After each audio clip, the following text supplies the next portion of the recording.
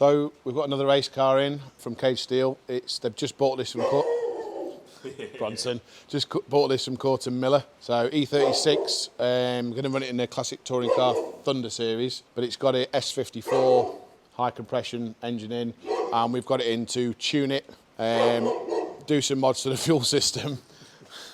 It's got a plastic header tank as well. They tend to split, so we're going to put a Moroso aluminium header tank in it, and there's a power steering leak, and just go around and do a bolt check on it. So that one, you've got some B-roll of that already. And then the engine room's kind of done now, so we started building engines again. So if you want to come through, we'll show you what we're doing.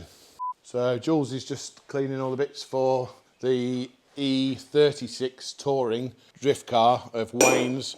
That's got an S54 M3 engine in with, it's D Van Ost. It's got some Piper cams in it, and it's got a DTA ECU. So that's having high compression Marler pistons in it. We've decked the block because the block was bowed slightly on the top, so it had blown the gasket. So we've decked the block, bored it out. Everything's been balanced, and it's all going to go back together hopefully this week. We've got to measure the piston protrusion because there's different styles of different thickness of head gaskets. So once that's in, we'll then order the correct head gasket for it, and that can be put together. All the bits have been cleaned, all the sump, rock cover. Jules is cleaning all the rest of the bits now. That box is done ready. That box is done ready.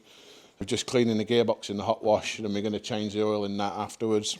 We've got all the bearings, we've got to gap the rings. Everything's got to be done yet on that, but Jules is on with that one at the moment. I took apart earlier this 5-cylinder, which is Chris from CM Tuning's own Audi S2 engine. So Chris has asked me to basically put the engine together for him. He's too busy. He's more than capable of doing it, but he's very busy at the moment. He's just working on his own. So I said, look, I'll do it for him because he's a good friend. So took the crank and rods and pistons out, and basically crank's there. Pistons and rods are here, so we're going to send those away and have the bottom end. It's going to have the front pulley and the clutch and flywheel, clutch cover and flywheel. So we'll send it away, get it all balanced, and that can go back together. He's already ported his own head, which looks lovely, and he sent me all the gaskets and everything. So once that's back from balancing, we'll then measure everything, make sure it's okay, gap the rings if they need gapping, and basically put that all back together. Chris has already sort of partially dry built it, so I don't suspect there'll be anything that needs doing, but we'll just double check it anyway because he's asked me to. So, and then I've got an engine for MRC, Doug. So he's asked me to do a built engine. So this is Golf R EA888 Gen 3. So it's been bought out to 83mm, and we've got some I-beam rods and pistons there. So my next job now, after I put these rods back together to go away for balancing, is to put the pistons in. It's already, I already measured it, it's already good. I've got to gap the rings yet. And then I've got some Carl Schmidt sputter bearings and main bearings there. Cranks all polished, ready to go in and checked. This isn't getting balanced, but they're balanced very well from stock anyway. So all the rods they've all been balanced end to end already, weight wise, and the pistons are all the same weight. So that's that. Then we've got underneath the bench, there's another S54 block there, which has got to be taken out, cleaned up. That's already bored. That's having Wiseco boost line rods and pistons, which are in here. These are already built up ready. These are a low compression piston, and then they're a boost line 3-pocket rod. These are a really nice rod and piston, but this is going to be turbocharged. This is for Calvin's Car Diaries. So that one's the next one after Wayne's engine. And then we've got, what have we got after that? I've got a block there, which is just, this is a standard Golf R engine.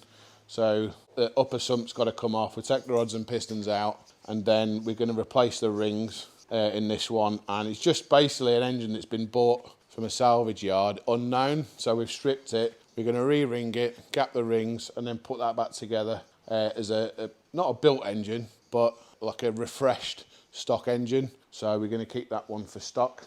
And then we've also got another 5 Golf R engines under there that they all need to be pulled out one by one and done. So the next 6 to 8 weeks is going to be mad busy for engine building, basically. And then, but the room's pretty much done. Got to do a bit of painting. Got to paint that wall there and down the side. And then we've got to move, that cabinet there is for the hazardous stuff. So like brake cleaner and fuel and things like that. It's going to go in the workshop, and then we'll paint this wall here, and that's pretty much it in here now. We just got to keep it clean, maybe do a bit of painting on the top there, and then yeah, it should be a nice room where me and Jules can just get the engines built ready for all the cars we've got in the shop. I don't think I've got a Mercedes engine there as well. That's an A45. This is actually out of Callum's car from ages ago, where it was overheated because a water pipe split on the back of the engine. And I'm going to take it apart and see what damage was done, just purely out of interest, because it lost compression on one cylinder, and when we put the camera down it had like scuffed the bore. But the piston looked like it hadn't melted, it looked fine, it just looked like it had been hot. So I'm going to take that apart, and then in another video we'll show you what happened to that one and hopefully find out why. So, but then that's it really.